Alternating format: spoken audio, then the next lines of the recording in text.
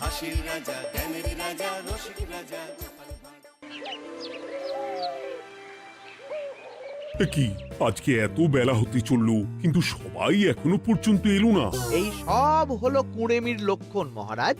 আপনি একদিন যারা যারা দেরি করছে তাদের চাপকে দেবেন, তাহলেই সব সিধে হয়ে যাবে। আর বলবেন না মহারাজ, আজকে গিন্নি কাঁচা লঙ্কা দিয়ে কুচো চিংড়ির ঝালটা যা বানিয়েছিল না, খেতে খেতে দেরি হয়ে গেল। গোলগাপ্পি দেওয়ার আর জায়গা পাও না না? বিশ্বাস করুন, সত্যি খুব ভালো রান্না করেছিল গিন্নি, তাই আবার আরেক হাঁড়ি ভাত চড়াতে বললাম। আর সেটা খেয়ে আসতেই তো দেরি হয়ে গেল। আরো এক হাঁড়ি? মহারাজ কিছু মনে করবেন না, এই পাঠশালা বন্ধ করে সব গুছিয়ে তাপে এলাম। সুপ্রভাত মহারাজ। সুপ্রভাত মহারাজ। প্রভাত আজকে আর শুনেই, তোমরা সবাই এত কুঁড়ে হয়ে গেছো যে কি বলবো। মহারাজ, এই কুড়েমির আসল কারণ হচ্ছে চর্বি। কথায় আছে, যত বেশি চর্বি তত তাড়াতাড়ি মরবি। আপনি কি বলতে চাইছেন মন্ত্রী মশাই, যে আমি তাড়াতাড়ি মরে যাব আর আপনি মজা দেখবেন? ঠাকুর ঘরে কে, আমি তো কলা খাইনি ব্যাপার হয়ে গেল।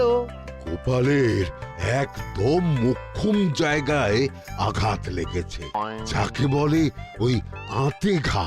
তুমি বেশি কথা বলো না বৈদ্য, ছুঁচ করে চালুনির বিচার। হ্যাঁ, বৈদ্য তো দেরি করেই এসেছে। আমার মনে হয় প্রত্যেককে এমন ভাবে প্রশিক্ষণ দেওয়া দরকার যাতে তারা একটু চনমনে হয়ে ওঠে। হ্যাঁ মহারাজ, তাহলে আগামীকাল থেকেই শুরু হোক ব্যায়াম আর অস্ত্র শিক্ষা। হ্যাঁ, কুঁড়ে থাকলে রাজ্যের কোনো বিপদ আপদেই সভাসদেরা কাজে আসবে না। ঠিক বলেছেন মহারাজ। তাহলে আর দেরি কেন, চলো সবাই এখনই আমরা মাঠে যাই। এই তো মহারাজ ভরপেট খেয়ে এলাম, এখনই মাঠে? ওসব অজুহাত দিয়ে লাভ নেই, চলো চলো চলো।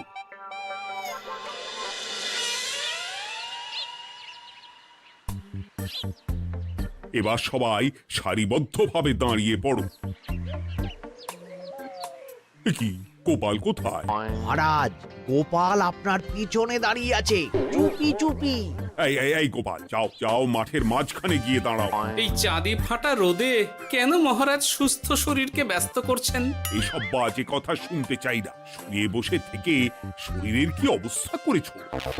শরীরের নাম মহাশয়, যা সবে তাই সয়। তুমি যাবে না, তোমাকে এক্ষুনি বরখাস্ত করব। কি জ্বালা! যেখানে আমার সব কাজ বুদ্ধি দিয়েই হয়ে যায়, সেখানে গায়ের জোরের কি দরকার? হ্যাঁ, এই গোপাল, আমি 1 থেকে 3 অব্দি গুনবো, তারপরে সবাই এই মাঠের ধার বরাবর 5 বার পাক দিয়ে দৌড়বে। ঠিক আছে মহারাজ, আমি প্রস্তুত। আমি রোগা পটকা আছি, কোনো সমস্যাই হবে না। হয়ে গেল। সবাই প্রস্তুত?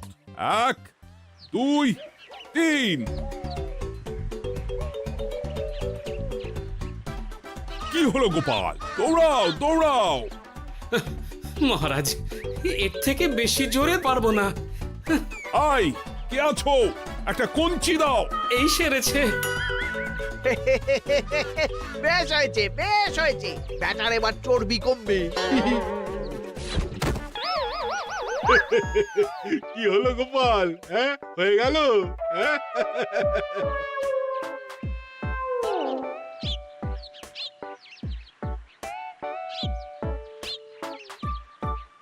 এই উল্টে উঠি, আমাদের দাদু উল্টে গেছে।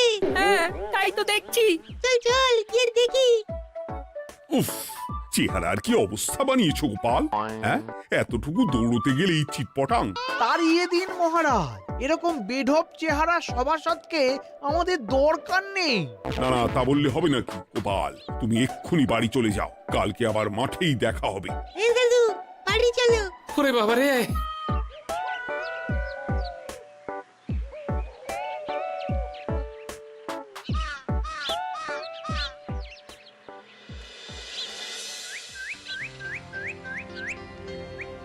আরে ধুর ছাতার মাথা, তখন থেকে জল খেয়েই চলেছ। কি হয়েছে সেটা বলবে তো? শরীর চর্চা হয়েছে, শক্তি খরচা হয়েছে, আর পারছি না। উফ, বাপরে বাপ, কি পায়ে ব্যথা! এই জন্যেই আমি বলি বাপু, একটু বপুটাও নড়াও, কিন্তু কার কথা কে শোনে? ওরে বাবা, অকারণে সুস্থ শরীর ব্যস্ত করব কেন বলো তো? বেশি নড়াচড়া করলেই আয়ু কমে যায়। তোমার এই বাজে কথা কোন শাস্ত্রে লেখা আছে শুনি? শাস্ত্রে কেন যাব, বাস্তবে জলজ্যান্ত উদাহরণ আছে। আমি মানতে পারছি না। হুম, মানতে পারছি না বললে তো হবে না, তোমাকে মানতেই হবে। বেশ, প্রমাণ করো। আমি যদি তোমাকে প্রমাণ করে দিতে পারি, তাহলে আজ থেকে বাড়ির বাজার দোকান করার দায়িত্বটাও তোমাকেই নিতে হবে।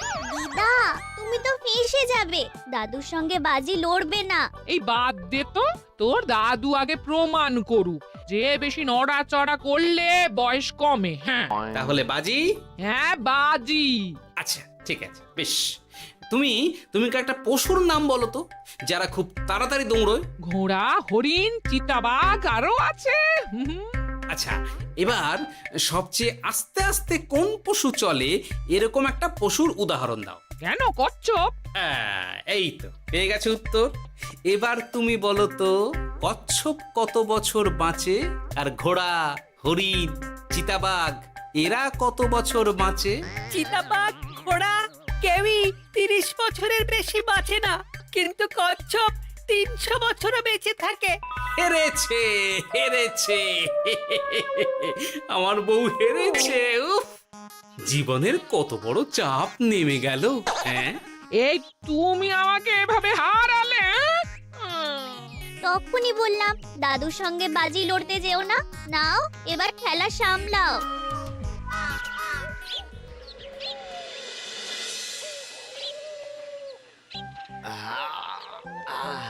আরো ভালো করে মালিশ কর। আজকে ছোটাছুটি করে পা দুটো বেশ ব্যথা ব্যথা করছে। কালকে তো আবার অন্য পরীক্ষা। আরে আমার হালকা চেহারা আছে, সব সামলে নেব। কালকে তো অস্ত্র চালনা হবে, কালকে আমি কাঁপিয়ে দেব। কাঁপাতে তো হবেই মন্ত্রী মশাই। আমরা আপনার শরীরে এমন ঘষা মাজা করে দেব না, মনে হবে আপনি না একটা জলযন্ত্র অস্ত্র চালনা করতে যাচ্ছে। বাস এই তো চাই। বাবারি, আস্তে আস্তে। আরে বাবা, আপনার তো ইস্পাতের শরীর, ভাঙবে তবু মচকাবে না। চিন্তা করছেন কেন? ভয় পাবেন না, ভয়কে জয় করতে হবে। আরে আরে আরে, তোরা আমার কথাটার সাথে করছিসটা কি? মানুষটা মরে যাবে তো। চিন্তা করো না গিন্নি। বাবা, ওরা বলেছে আমার ইস্পাতের শরীর, ভাঙবে তবু মচকাবে না। একবার এই বুড়ো বয়সে হাত পা ভাঙলে কি সামলাবে শুনি? মন্ত্রী মশাই, আমাদের বকশিসটা দিয়ে দিন, আমরা কেটে পড়ি। বাবারে বাবা, দিচ্ছি। এনে এত খাটানোর পরে এতেই এখন খুশি থাক। হ্যাঁ,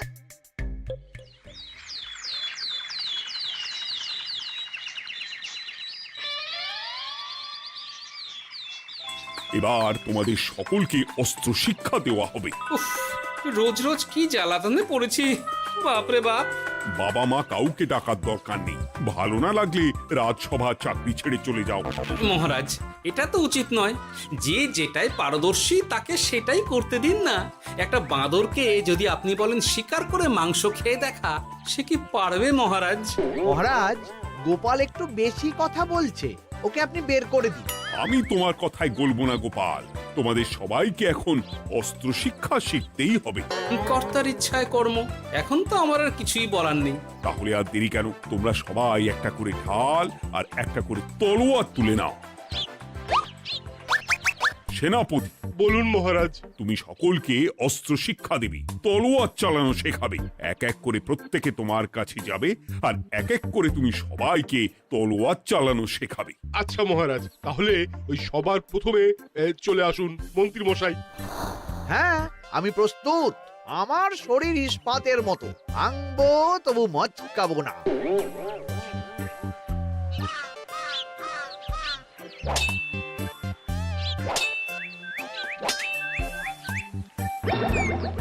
কি কেমন দিলাম? অত সহজ নয় সেনাপতি। আমি মন্ত্রী এমনি এমনি হইনি, আগে অস্ত্র শিক্ষা শিখে তবে মন্ত্রী হয়েছি। এটা কি হলো? হ্যাঁ, আপনি অস্ত্র শিক্ষায় পারদর্শী, কিন্তু আরো বিচক্ষণ হতে হবে। কারণ আজকে এই পাগড়ির জায়গায় আমি যদি তলোয়ার আপনার গলার দিকে চালাতাম, তাহলে কিন্তু আপনার এই ভবলীলা এখানেই সাঙ্গ হয়ে যেত। ঠিক আছে ঠিক আছে, মনে রাখবো। এবার বাকিদের তো ডাকো।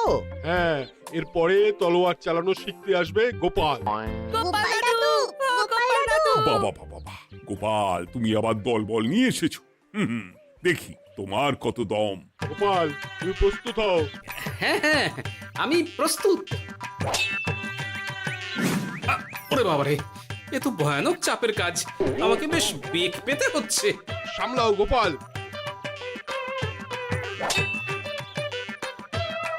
না, আমাকে অন্য রাস্তা দেখতে হবে।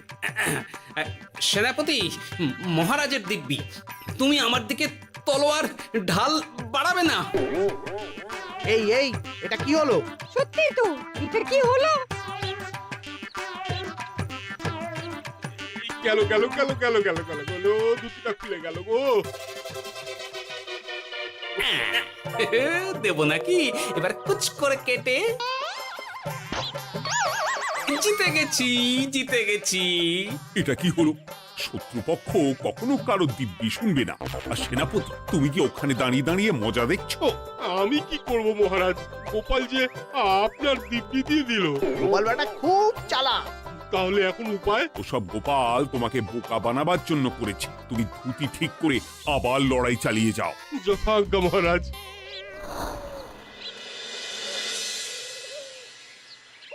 কিরে ন্যাপলা, তোদের দিদা আমার জন্য কি রান্না করে পাঠিয়েছে রে?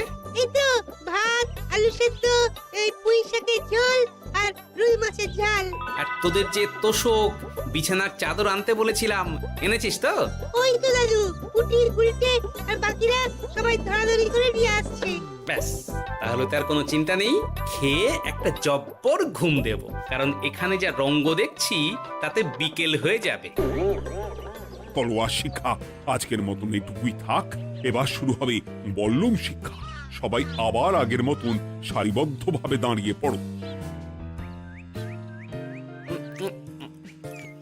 আহ, তোদের দিদা পুঁই শাকটা কিন্তু বেশ জব্বর বানিয়েছে। তোদের দিদার হাতের রান্নার কোনো তুলনাই নেই।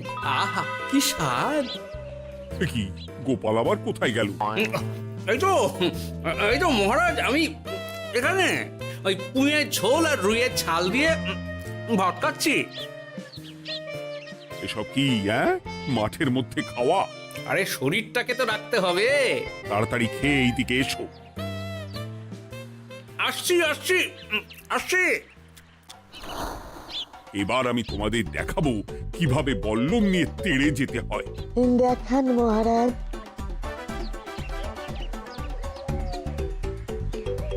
এ তো খুবই সোজা মহারাজ। ঠিক আছে, তাহলে বল্লম নিয়ে তেড়ে যাও দেখি। দিন, আপনার হাতের বল্লমটাই দিন।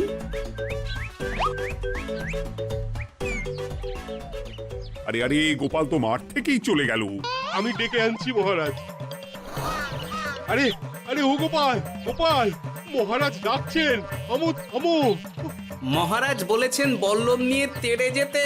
তেড়ে গিয়ে আবার ফিরে আসতে তো উনি বলেননি। আরে, এ তো মহা মুশকিল। উনি এক্ষুনি তোমাকে মাঠে ফিরতে বললেন। সেটা আপনাকে বলতে পারে সেনাপতি, আমাকে তো বলেনি। আমি চললাম।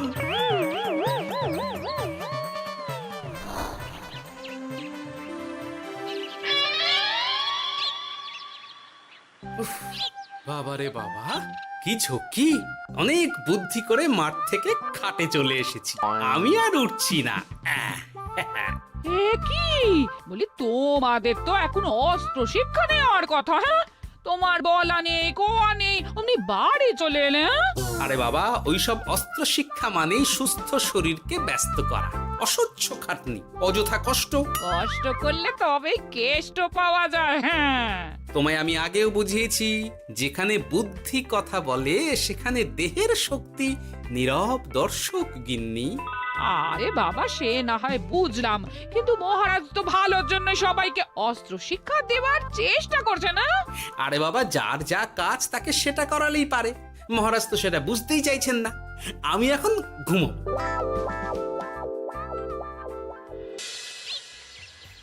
দরজা খোলো গোপাল, দরজা খোলো।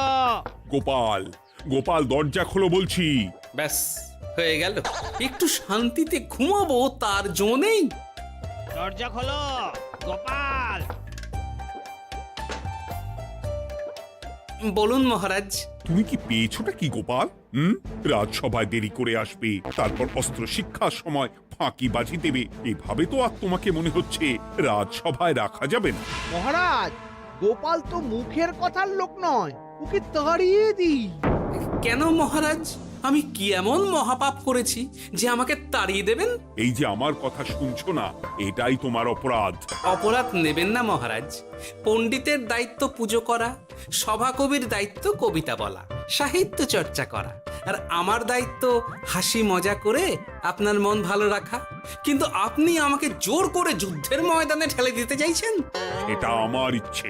আমিও তো মহারাজ ইচ্ছে করলেই অনেক কিছু করতে পারি। চোখ বন্ধ করে লক্ষ্য ভেদ করতে পারি, শুধু বুদ্ধি দিয়ে। আরে বাহ, এত বড় কথা! তাহলে মহারাজ, ওকে বলুন পরীক্ষা দিতে। কি পরীক্ষা? আমি একটা ঘরে বর্ম পরে দাঁড়িয়ে থাকবো। তোমার হাতে অস্ত্র দেব, আমার মাথায় একটা আপেল থাকতে হবে, আর তুমি কিভাবে আমার মাথা থেকে ওই আপেল ফেলতে পারো দেখবো। এ তো খুবই সোজা। কি গোপাল, তাহলে লড়বে নাকি বাজি? হ্যাঁ, লড়তে রাজি আছি। তাহলে আজ রাতেই হয়ে যাক পরীক্ষা। যদি এই পরীক্ষায় উতরে গেলে তো ভালো, নইলে তোমার চাকরিটা গেল। গোপাল, তুমি পারবে তো? সে দেখাই যাবে। আজ রাতে তাহলে রাজবাড়িতে দেখা হচ্ছে। যদি আমি এই পরীক্ষায় বিফল হই, তাহলে আমার চাকরি আপনি কেড়ে নেবেন, আর যদি সফল হই তাহলে মন্ত্রী মশাইকে শাস্তি দেবেন। আমি নিজে সারা কৃষ্ণনগরে নাক্ষত দেব। বেশ, দেখা যাক।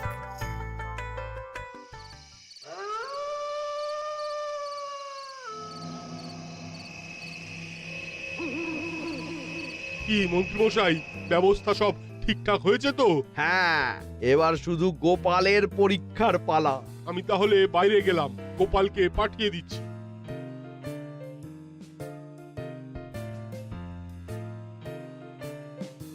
এবার যাও গোপাল, ঘরের ভিতরে যাও, দেখি তুমি কি করে মন্ত্রীর মাথা থেকে আপেল ফেলতে পারো।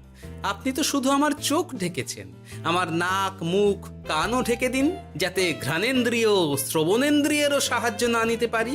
বেশ, তাহলে তাই হোক। আই, কে আছো? গোপালের মুখ নাক আর কান ঢাকো। যথা আজ্ঞা মহারাজ। একটু মোটা কাপড় দিয়ে নাক মুখ ঢাকো, হ্যাঁ, যাতে সেভাবে আপেলের গন্ধ না পাই। বেশ বেশ।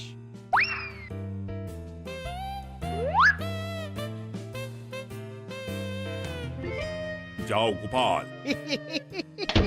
গোপাল, এবার তোমার চাকরি গেল। এবার তুমি কি করবে? কি করবে? দৌড় ঝাঁপে ফাঁকিবাজি? হ্যাঁ?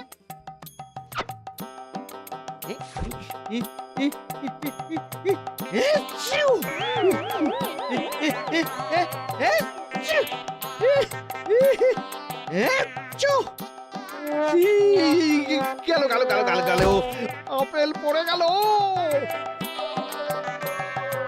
আপেল পড়ে গেল? মহারাজ, এর মধ্যেই গোপাল আপেল ফেলে দিয়েছে। ঘরের ভেতরে চলো।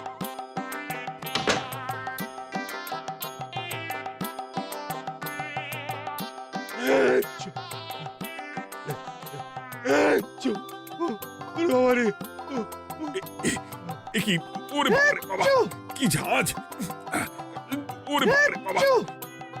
কি মহারাজ, দেখলেন তো গোপালের চমক? অস্ত্র ছাড়াই আপেল ফেলে দিলাম। কি, এটা তো তুমি নীতি বিরুদ্ধ কাজ করেছো। সারা ঘরে নস্যি ছড়িয়ে দিয়েছো। মহারাজ, হাত থেকে আপেল পড়ে গেছে। এবার সারা কৃষ্ণনগরে নাক্ষত দিতে হবে। সত্যি সত্যি গোপাল, বুদ্ধি তো তোমার জুড়ি মেলা আভার। আমার নাম গোপাল ভাঁড়, একটা কথা মনে রাখবেন, কেউটে সাপের লেজে পা দেবেন না, আর গোপালের কাজে বাধা দেবেন না। যে কাজ বুদ্ধি দিয়ে করা যায় তার কাছে শক্তি ছোট্ট শিশু মাত্র। সত্যি গোপাল, আজ তুমি সেটাই প্রমাণ করে দিলে। আর আজ থেকে তোমাকে তোমার ইচ্ছার বিরুদ্ধে খাটাবো না। তুমি খাও দাও, ভুড়ি বানাও। যার যা কাজ সে তাই করবে। যেমন এখন মন্ত্রী মশাই নাক্ষত দেবেন। হ্যাঁ, ভুল করে বাজি ধরে ফেলেছি, এখন নিজেই চাপে পড়ে গেলাম। তাহলে আর দেরি কেন? নাক্ষত এখন থেকেই শুরু হোক। কৃষ্ণনগরের রাস্তা শেষ হতে হতে সকাল হয়ে যাবে।